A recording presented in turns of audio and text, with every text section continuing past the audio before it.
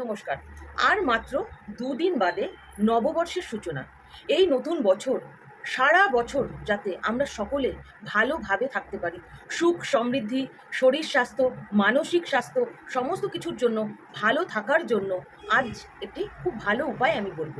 আপনারা এই কাজটি করবেন বছরের প্রথম ১ তারিখ থেকে ৭ তারিখের মধ্যে সকাল ৭:৩০ থেকে ১০:৩০টার মধ্যে এটি করবেন। সকালে উঠে স্নান করে শুদ্ধ বস্ত্রে শুদ্ধাচারে ঠাকুর বা আপনার ইষ্ট দেবতাকে স্মরণ করে এই কাজটি করবেন।